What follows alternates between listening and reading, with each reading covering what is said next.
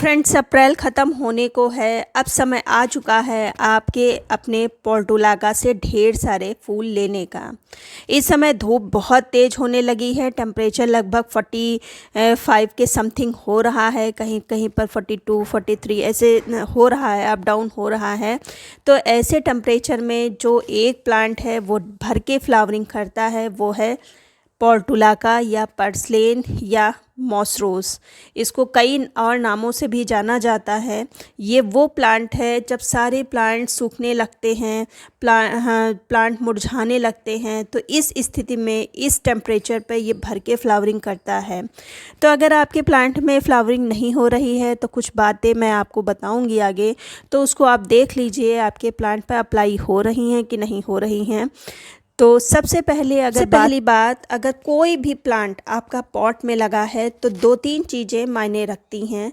सबसे पहला तो आप उसको किस सॉइल मिक्स में लगा रहे हैं, कैसी आपने उसके लिए मिट्टी तैयार करी है।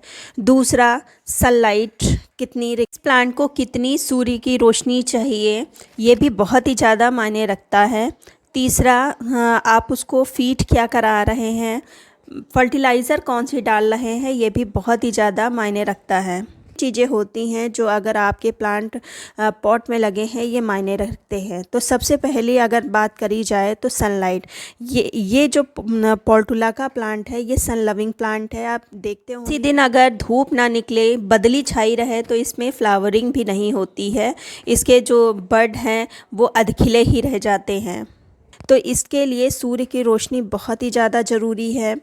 वहाँ पर रखिए जहाँ पर इसको पूरे दिन की सनलाइट मिलती हो। दूसरा, इसके लिए मिट्टी बहुत ही अच्छी बनाइए। कोशिश यही करिए कि मिट्टी जैसे अगर हम हाथ में लेते हैं तो उसका लड्डू नहीं बनना चाहिए।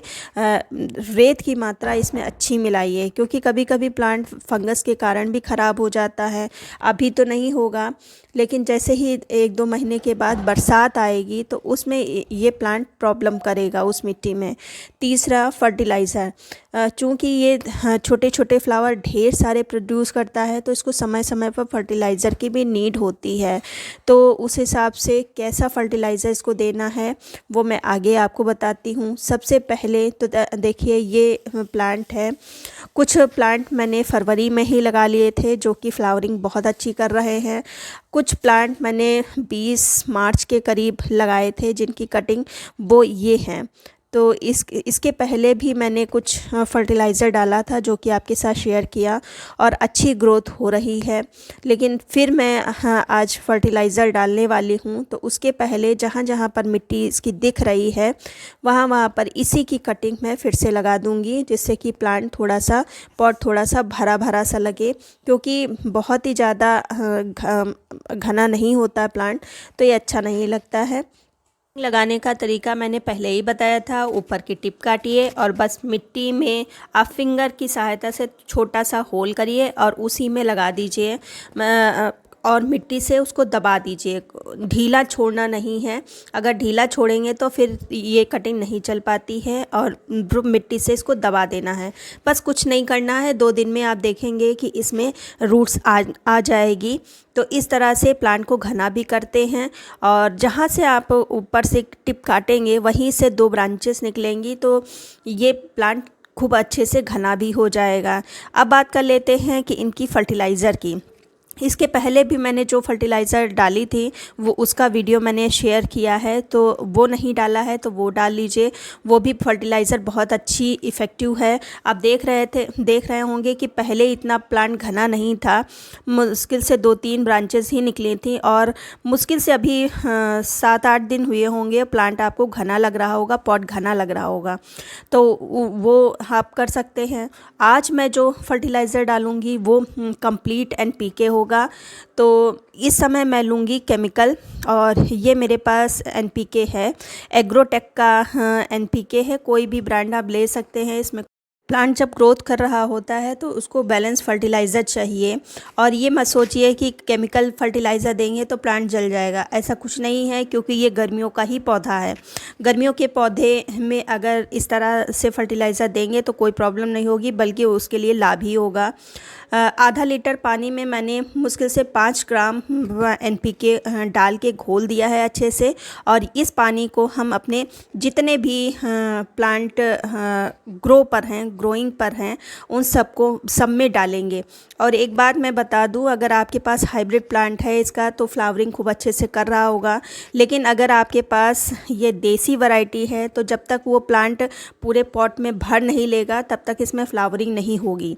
तो इसलिए कोशिश ये करिए कि प्लांट अच्छे से ग्रोथ करे, तभी आपको फ्लावरिंग इसमें मिलेगी। तो ग्रोथ करने के लिए ऐसी फर्टिलाइज़र डालनी पड़ती हैं। तो हम ये फर्टिलाइज़र सभी अपने जो ग्रोइंग प्लांट हैं उन सब में डालेंगे।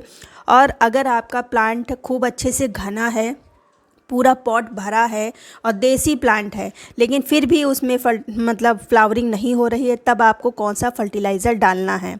तब डालना है आपको ये फर्टिलाइज़र। इससे आपके प्लांट में किसी भी तरह की कोई फंगस भी नहीं लगेगी और प्लांट पर कलियां भी बहुत ही जल्दी बनेंगी। तो सबसे पहले एलोवेरा लेना है, इसको मैंने छोटे छोटे पीसेस में काट लिए हैं। फिर 2 बनाना पील लिए हैं, इनको भी छोटे छोटे पार्ट्स में काट लिए हैं।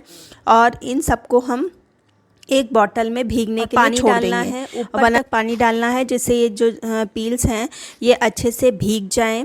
लगभग 2-3 रातों के लिए छोड़ दीजिए और आप अपने हिसाब से देखिए जो पील्स हैं वो हल्के से गलने स्टार्ट हो जाएं, तब हम आप इसका यूज़ करेंगे। तो देखिए ये 2 दिन के बाद कुछ ऐसा हो गया है, तो अब हम आराम से इसका प्रयोग कर सकते हैं।